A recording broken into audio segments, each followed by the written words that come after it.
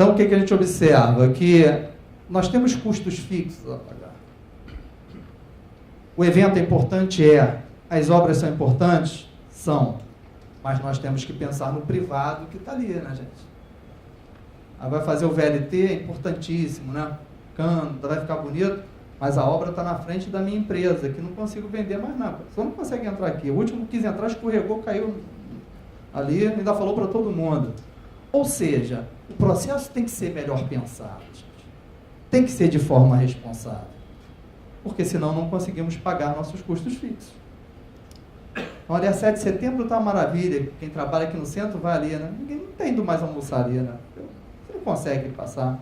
Outra coisa, quando você consegue saber por onde passa, no outro dia eles fecham aquela passagem, aí você já desiste, né? Quando você se achou que estava sabendo, depois você já não sabe mais. Então é o público influenciando diretamente no privado, né? E o custo fixo está lá para ser pago, não tem para onde correr. Então nós tivemos aí a competitividade, o mercado determina preço, custo, lucro. Aí eu sempre gosto de falar de marcas, né, pessoal? Veja bem, nós temos uma competitividade muito grande de marcas, marcas importantes. Agora vocês devem estar ouvindo, eu ainda não vi, mas eu já ouvi muita propaganda de uma grande empresa, que a gente não via tanto, Coca-Cola. Um produto de comercialização mundial, mas que está fazendo muito comercial. Por quê? Porque as vendas estão caindo. Na Zona Oeste, Coca-Cola R$ 3,30. Na Zona Norte, R$ 2,90. Você encontra lá. Você vai poder trocar água. Ou seja, está batendo nos grandes lá. Os grandes estão sofrendo impacto, estão buscando lá alguma forma de vender. Não dá para parar a produção. Então, a gente começa a ver nos grandes aí. Então, as marcas hoje devem estar muito preocupadas com isso, né? Que no momento de crise, você acaba deixando de comprar aquela marca que você gosta para comprar uma marca que entende seja um pouco inferior, mas que também te satisfaz. Então, esse processo é um processo de custos. Né? Veja bem, está reduzindo a margem, está vendendo por um preço menor, para que possa o quê? Escoar a sua produtividade, não dá para ficar com produção parada. E aí nós temos ainda, entrando no processo, o quê, pessoal? A satisfação do cliente. E aí, para vocês que são gestores aí de empresas, a satisfação aqui do cliente no Brasil, se nós fizermos uma pesquisa, seja com qualquer segmento, ela não é nada boa. Não é nada boa. Isso nós encontramos desde uma pequena empresa, seja numa padaria que você vá, né? Todo mundo vai comprar um pão, leite. Ou numa grande empresa, principalmente aí de telefonia ou de TV a cabo, né? Como é que é para a gente? Ou seja, a satisfação do cliente está ali dentro do processo.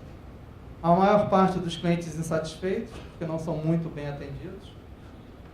Isso quando são atendidos, né, pessoal? Já entrei num restaurante no Rio de Janeiro que eu fiquei sentado 15 minutos. Depois de sentar 15 minutos, veio uma pessoa me dentro. Só quer alguma coisa? Eu falei, não, só vim sentar aqui para descansar, mas já estou saindo. Entendeu? Eu só fiquei 15 minutos, estava até calor, lá tinha ar, mas eu entrei lá para ser atendido. Né? E é um restaurante que não tem nem muito movimento. Só para a gente notar como é que em coisas pequenas nós observamos que o processo não está bom, não satisfaz a necessidade do cliente. Eu queria almoçar naquele local, mas eu não pude, porque fiquei insatisfeito. Certo? E talvez eu não pudesse perder 15 minutos. Entendeu? Então, isso está dentro do processo. Eu não posso, por exemplo, numa pequena empresa, quando a gente fala em custo, né? Muitas empresas têm isso, talvez vocês sejam gestores de algumas, daquela coisa bem bacana, né? Ficha no caixa, já viram, pessoal? Ficha no caixa é bacana, né? Porque você fala, eu não vou ter perda nenhuma, que eu só vou dar o produto quem tiver a ficha no caixa. Mas a ficha no caixa reduz o quê, pessoal? Tá. Se eu trabalho com custos, até a possível perda que eu possa ter acabando com a ficha no caixa, que eu coloque no meu custo. Veja bem, primeiro eu não posso partir do princípio que todo mundo é desonesto. Então é melhor ir para outro país. E não ser empreendedor aqui, tá vendo? Ah, não, aqui, pô, todo mundo nesse país aqui, ou é desonesto, eu tenho que pedir ficha no caixa, eu tenho que exigir uma certa... Não, isso aí tem que ir para outro lugar. Então o processo tem que ser mais natural. Eu não posso chegar na padaria que eu compro pão e leite todo dia de manhã e o cara mandar eu pegar a ficha no caixa, porque senão eu só compro o quê? Pão e leite. Veja bem, você produziu um monte de coisa, mas você só me entregou, você não me vendeu, certo? Você só me entregou aquilo que eu pedi. E todo negócio está ali para quê, pessoal? Para vender. Você tem que vender para o cliente, certo? O cliente tem que sair dali satisfeito. Ainda mais em locais que tem coisas deliciosas, como uma padaria. Pô, sai um pão doce quentinho, você não quer? Pô, um sonho, salgados. Não, ficha no caixa. Imagina, normalmente o caixa tem uma fila muito grande. Você pode ver até alguma coisa boa, o que você faz? Vou comprar. Então, é esse processo, quando a gente fala de custo, que nós temos que pensar. E não partir daquele princípio que todo mundo é desonesto. Senão, aqui fica muito cheio, tem sempre alguém que sai sem pagar. Faz parte do processo, gente. Você não tem perdas, né, dentro do processo produtivo? Tem. Ali também no negócio tem perdas. Tem que fazer parte. Você não pode desconfiar do teu cliente. Desconfiou do teu cliente, é melhor você mudar de ramo, porque você tem tudo, tá fadado ao insucesso. Né? Então tem que pensar bem no processo. Claro, buscar alguma forma de segurança, mas não dessa forma. Você não pode deixar de vender. Você tem que dar o quê? Satisfação para o cliente. Veja bem, o mercado está determinando o preço e, obviamente, dentro desse processo tem a qualidade. Tem a qualidade do produto que você está vendendo, a qualidade com que você está atendendo o cliente, para gerar o quê? Novamente aquele tripé. Veja como é que muda, né? É o preço menos o lucro que vai ser igual a quê? Ao custo que você tem. Então nós partimos de um processo para chegar no outro. Por quê? Porque algumas variáveis estão relacionadas ao processo que mudam aquela figura, aquela configuração. Tá? Então isso tem que ser pensado, né? Na hora de determinarmos, avaliarmos custos, despesas e, obviamente, o retorno desse investimento que foi feito. Alguma pergunta, gente? E, obviamente, a gente tem aquela relação ali de custos e análise de preços. Tá?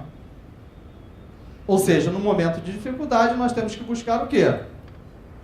Um custo menor. Obviamente, sem deixar cair a qualidade. Ah, como? Da mesma forma que a gente está com dificuldade, o fornecedor também está. Então, nós temos que tentar negociar. É momento de negociar. Tá? Esse é o momento de quê? De nós tentarmos, de alguma forma, já que não fizemos a gestão quando deveríamos, na época que estávamos bem, tentarmos fazer agora. Tá? Tentarmos fazer agora. Então, tem essa relação de custos e análise de preço. Obviamente, esse controle de custos passa por um sistema de controle, certo? Obviamente, também de controle de qualidade. Nós temos que verificar se no nosso processo de produção nós estamos tendo perdas anormais dentro do processo, não é mesmo? Ah, eu estou produzindo aqui, mas estou tendo tanta perda. Ah, essa perda pode ser negociada, mas qual é a relação custo-benefício dessas perdas? Vejam bem, perdas normais, tudo bem, faz parte do processo. Perdas anormais, eu tenho que verificar e ter um controle, um sistema de controle. Tem que fazer análise das informações e, obviamente, as ações que devem ser tomadas dentro do processo. Não podemos deixar para depois, né, pessoal? Não podemos. As ações devem ser tempestivas, certo? Nós temos que tomar decisões rápidas.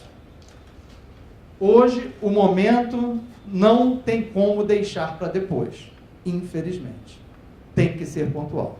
E nesse processo de custos e despesas, mais ainda. E a gente consegue observar isso, vocês aqui, temos aqui 60, 70 pessoas de setores diferentes.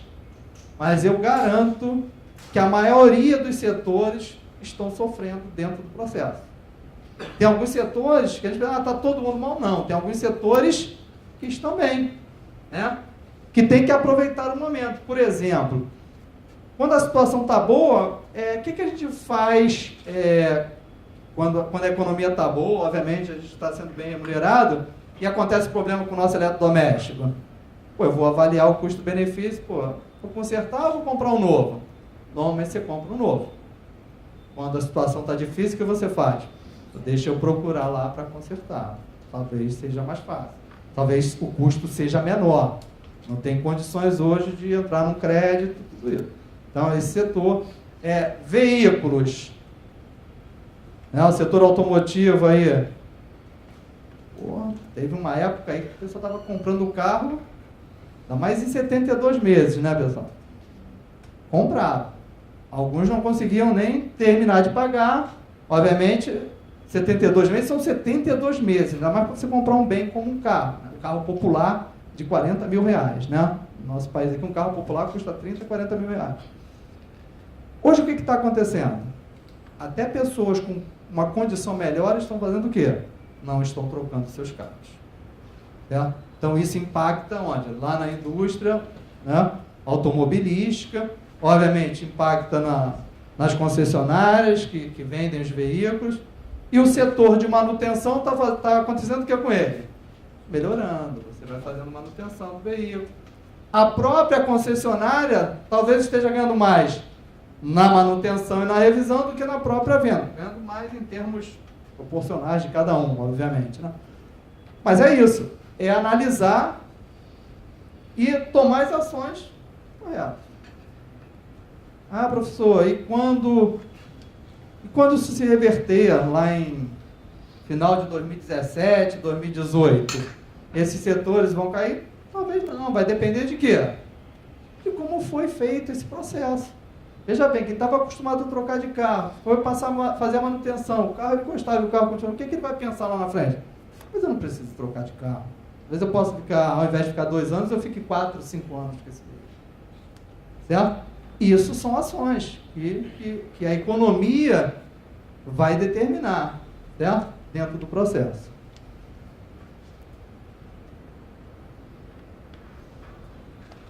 E aí nós vamos falar um pouco desses gastos, né? Ou seja, tudo isso aí que está no slide são gastos, né? Os investimentos, os custos, as despesas. Depois vamos falar na nossa agenda um pouco de margem de contribuição e ponto de equilíbrio para a gente fechar a nossa apresentação. Então aqui nós vamos entrar em definições, mas que são importantes para que a gente possa assimilar um pouco disso e discutir um pouco o tema. Ou seja, eu gosto de começar dando logo essas características, porque depois a gente fala um pouquinho de cada um, mas isso já está na nossa mente, né? Ou seja, nós temos algumas terminologias que são utilizadas ali, como, por exemplo, o que seria um gasto? A característica de um gasto. Né? Então, a gente coloca ali um sacrifício financeiro para se obter um bem ou um serviço. Né? Ou seja, esse gasto pode ser uma despesa, pode ser um investimento, né? Pode ser um custo. O investimento são bens destinados ao uso da empresa, certo? Chamados bens duráveis. O custo, o recurso consumido para obtenção de bens e serviços, ou seja, na maior parte das vezes relacionados à produção. Claro, depois nós vamos diferenciar um pouco do custo variável para o custo fixo. As despesas também podem ser fixas e variáveis, recurso consumido fora do processo produtivo para a obtenção de receita. Então ali a gente já começa a separar um pouco, né? Ou seja, o custo está mais relacionado à produção, né? Ou vinculado a ela. E a despesa fica um pouco distante desse processo de produção. Para a gente começar a ter uma noção mais básica, para depois a gente avançar um pouco. O desembolso é o pagamento resultante da aquisição do bem ou serviço. Isso é bacana, né? E a contabilidade deixa isso bem claro, né? Quando nós fazemos a contabilidade pelo regime de competência, não é isso, pessoal? Veja, o dinheiro não entrou, né? O dinheiro não saiu, mas nós registramos receitas e despesas, certo? Despesas quando incorridas e receitas quando realizadas. Então temos que conhecer isso também, né? Ou seja, qual é o momento de reconhecimento de uma receita? Qual é o momento de reconhecimento de uma despesa? E nós temos, às vezes, dúvidas. É quando eu vendo, quando eu emito a nota, o pedido, quando eu entrego, quando é que eu reconheço? Então nós temos que ter isso em mente para... Isso tem que ficar bem claro, né, o tema aqui, mas a gente tem que ver porque tem impacto ali, né? Ou seja, quando é que eu vou reconhecer a receita? Quando eu emito a nota fiscal? E veja bem, né? Tem que também, eu sempre gosto de separar isso, sempre com a visão patrimonial, tá? Quando eu venho falar de contabilidade aqui, desses temas, eu vou falar na visão patrimonial e não fiscal. Fisco é lá, tem que atender a legislação fiscal, mas a visão tem que ser patrimonial. Não, para o fisco, eu emito a nota fiscal, vou pagar imposto, a receita... Não, aqui é patrimonial. Quando é que eu vou reconhecer a receita? Quando eu transferir os riscos e os benefícios para quem está comprando aquilo ali. Enquanto eu não transferir, posso emitir nota, tirar pedido, botar para entregar, mas enquanto o cara não der o aval lá, não receber, não é receita. Tranquilo? Isso é um exemplo simples, né? Vocês compraram ingressos para a Olimpíada, alguns de vocês já não compraram ingresso? Quem comprou ingresso para a Olimpíada? Compraram ingresso, né? Vocês acham que lá, não sei quem vai registrar esse, é o Comitê Olímpico, lá quem vai registrar essa receita? Eles já podem ter registrado essa receita? Sim ou não? Não importa se você fala, eu paguei à vista, eu paguei com cartão. Faz diferença? Para ele, lá, para quem vai registrar? Nenhuma. Ele só vai poder registrar a receita quando? Quando aquele ingresso que você comprou, se foi para a partida de vôlei do Brasil, da primeira fase, e acontecer a partida, ele registra a receita lá. Enquanto isso, ele recebeu o quê? Um adiantamento de um cliente, que é você, um torcedor lá, uma pessoa que vai assistir o jogo. Isso tem que ficar na nossa média. Eu compro uma passagem aérea para o Réveillon em Gramado. Pô, é bacana. A empresa aérea eu paguei à vista, porque é mais barato. Ela pode registrar a receita? Não. Ela tem que registrar o quê? De preferência um passivo e bem claro, né? Transportes a executar. Porque ela recebeu o dinheiro, entrou no caixa dela, mas ela tem uma obrigação para comigo. Tá? Enquanto ela não viajar lá, ela não pode reconhecer receita. Tá? Então isso tem que ficar bem claro, porque isso influencia dentro do processo, né? Eu tenho que evidenciar um resultado e às vezes coloco uma receita no resultado quando não deveria, superavalio o resultado, uma série de fatores. E se não ocorre aquilo? Certo? Por vários motivos pode não ocorrer. Um show, uma viagem, tudo isso, né, pode não ocorrer. E a perda, que é um recurso consumido de forma involuntária, também ocorre dentro do processo. Vamos falar um pouquinho de cada um deles, que eu destaquei um pouco mais, que são os investimentos, né, valores aplicados na aquisição de bens utilizados nas atividades operacionais, por vários períodos, né? Ou seja, bens duráveis, que vão gerar fluxo de caixa pelo uso. Certo, pessoal? Então, nós compramos lá máquinas, equipamentos, ou seja, fazemos esses investimentos, né? Obviamente, se você for falar com o leigo, ele vai, pô, isso é despesa. Você, não. Isso aqui é um investimento que eu fiz para me gerar fluxo de caixa por um período razoável e, obviamente, esse caixa eu vou confrontar com a despesa. Mas você não joga para despesa direto. Mas eu vou jogar despesa como, pessoal? Por depreciação. Certo? Então, ele vai sendo consumido ao longo do tempo. Ele gera fluxo de caixa e a contrapartida do fluxo de caixa é o quê? É o consumo do bem, que eu registro por depreciação. Como é que a contabilidade é linda, né, gente, nesse processo. Beleza. E quando a gente sai, então, do fiscal, ela fica mais bela ainda, né, pessoal? Porque ela fica menos objetiva, mas ela fica mais o quê? Ela evidencia fidedignamente o patrimônio daquela empresa. Quando faz pelo fisco, você está dando uma informação que para o fisco talvez seja importante. Para ele o quê? O fisco está preocupado em quê, pessoal? Arrecadar. Então, para ele, as instruções normativas, né, código tributário, faz parte, mas ele está preocupado em arrecadar. Ele não está preocupado com o patrimônio da empresa, tá? Mas a contabilidade, o objeto dela é o patrimônio.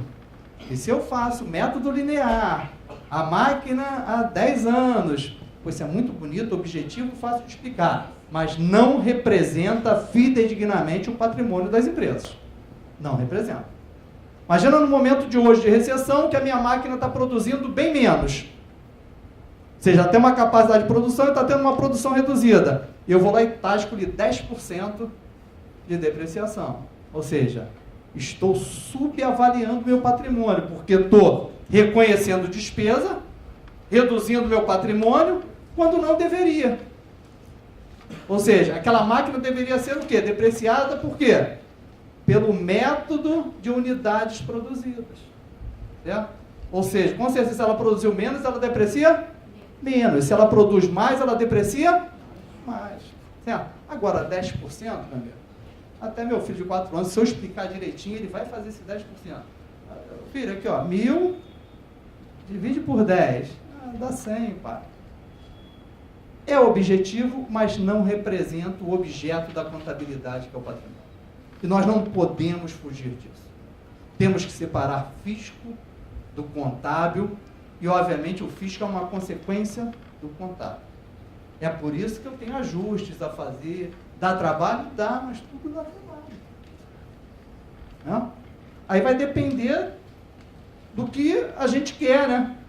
Se eu quero ter trabalho, representar, vou lá fazer. Se eu não quero ter tanto, né, vou continuar fazendo. E vejo muito nas empresas aí, eles ainda fazendo o quê? Método linear. A vida útil é a do fisco.